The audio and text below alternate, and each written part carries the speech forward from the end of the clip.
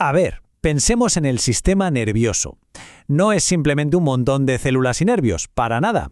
Es sin duda el sistema para procesar información más complejo y elegante que conocemos, una auténtica maravilla de la biología. Muy bien, ¿y cómo vamos a desgranar esto? Pues vamos a seguir el viaje de una señal, desde que algo se siente hasta que se produce una acción.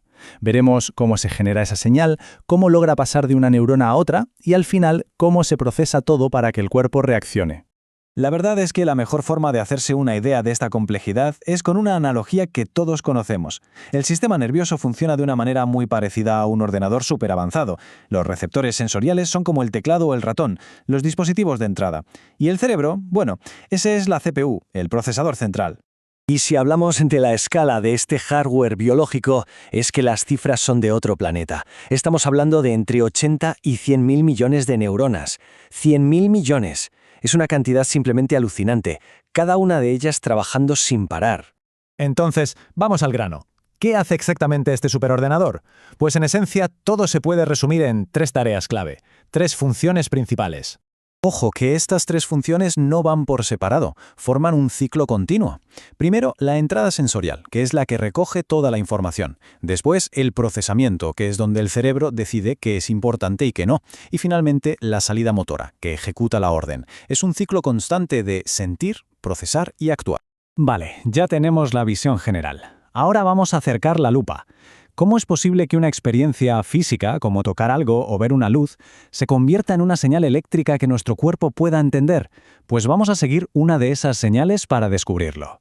El punto de partida de todo esto son los receptores sensoriales. Son, por así decirlo, las puertas de entrada por las que la información del mundo exterior llega a nuestro sistema nervioso. Para que sea más fácil de entender, usemos un ejemplo clásico que seguro que todos conocemos bien. El mensaje urgentísimo que se envía cuando la mano toca algo que quema, como una estufa caliente. ¿Y quién lleva ese mensaje?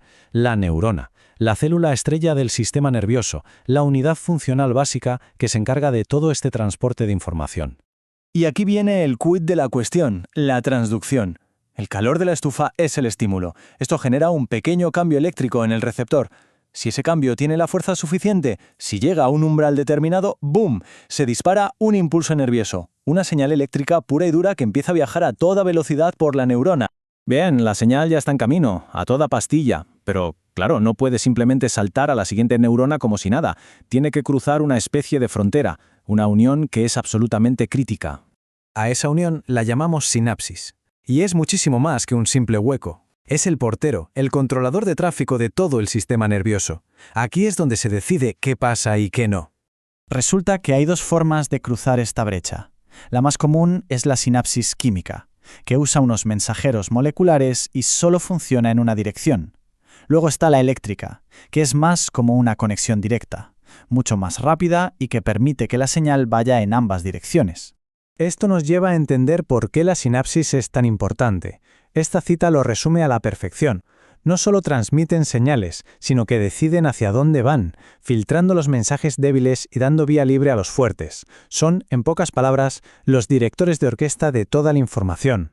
Y son estos mensajeros químicos, los neurotransmisores, los que hacen todo el trabajo en las sinapsis químicas. Convierten la señal eléctrica en química y luego otra vez en eléctrica. Son los que le dicen a la siguiente neurona, ¡actívate! O tranquila, no hagas nada. Volvamos a nuestra señal de estufa caliente. Ya ha cruzado la sinapsis y ahora llega la fase final, la del procesador central. Aquí es donde se tiene que tomar una decisión y dar una orden. En el momento en que esa señal llega al sistema nervioso central, entramos en la fase, digamos, más inteligente de todas, el procesamiento, la función integradora. Y aquí es donde el cerebro demuestra su genialidad. Fíjense en este dato. El cerebro está siendo bombardeado constantemente con información de todo tipo. El ruido de la calle, el roce de la ropa. Pues bien, descarta más del 99% de todo eso porque lo considera irrelevante.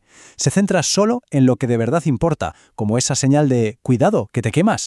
La señal de dolor no va a un único sitio, viaja por una auténtica autopista de información, el eje somatosensorial, y se distribuye a diferentes centros de procesamiento. Un área del cerebro se encarga de localizar el dolor, otra de la emoción que nos provoca, otra de ir preparando una respuesta. Una vez que se procesa la información y se toma la decisión, que en este caso es clarísima, quita la mano de ahí, La orden de actuar viaja por una vía de salida. Va directa a los músculos del brazo para que se contraigan y retiren la mano. Y con esto cerramos el círculo. Todo este viaje desde el calor en la mano, pasando por las neuronas, cruzando sinapsis, llegando a la médula espinal y volviendo a los músculos, ocurre en una fracción de segundo. Eso es un reflejo. Es nuestro superordenador biológico funcionando a máxima velocidad para protegernos. Así que al final, todo este sistema, este ordenador biológico increíblemente complejo, no solo nos hace reaccionar al mundo, va mucho más allá, activamente construye nuestra experiencia del mundo. Y esto nos deja con una pregunta fascinante para reflexionar. Si el cerebro está constantemente filtrando, descartando y procesando todo, ¿qué significa eso para nuestra percepción de lo que es la realidad?